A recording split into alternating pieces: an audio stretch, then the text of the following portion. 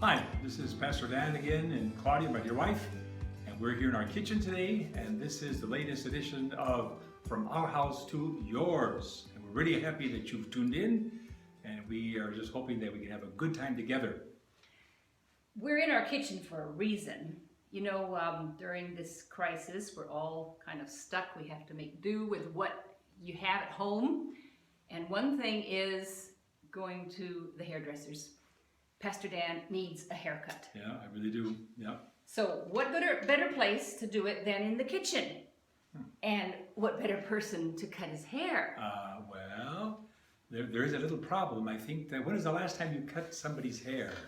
Well, our 41-year-old son was about this big when I cut his hair, and it was okay. And after a while, we said, you know, let's just take him to the regular place. So I really don't have a whole lot of experience, but I have the equipment.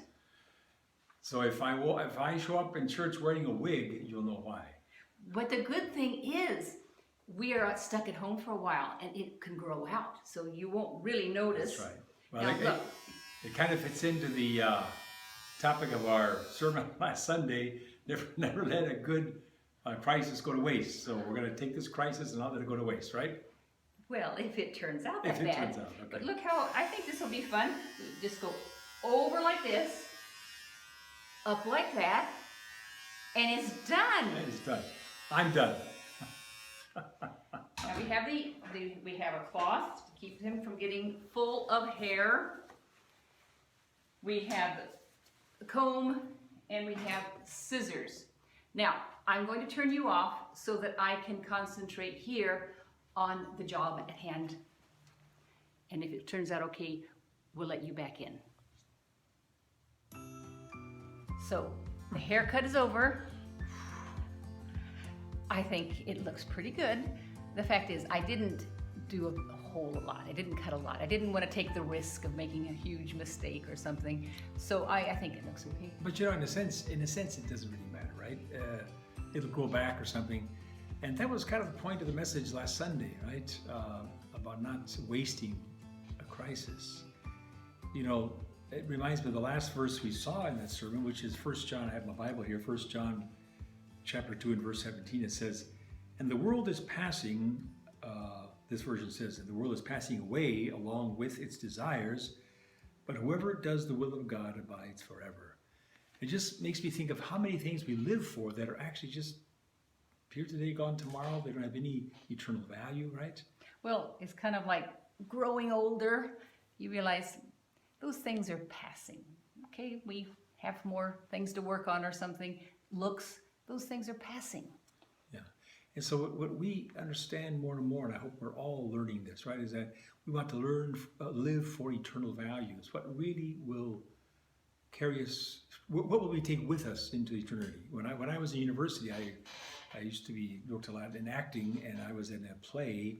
It was called You Can't Take It With You. And this is a rich guy who couldn't take anything with him, right? When he after this life. And that's kind of the way it is. And so what can I take with me?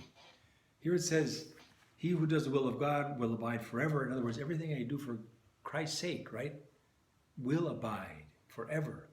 And that's what we want to live for. Even in this time of crisis where we can gripe and groan and moan, that's wasting the crisis.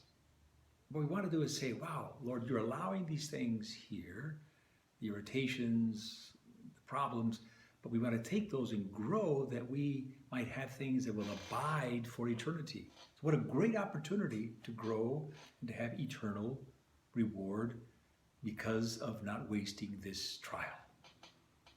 So we hope that this just encourages you, right? To again, verse 17, to remember that the world is passing away, but whoever does the will of God abides forever. Also his works abide forever. Everything he does abides forever. So let's do the will of God, right?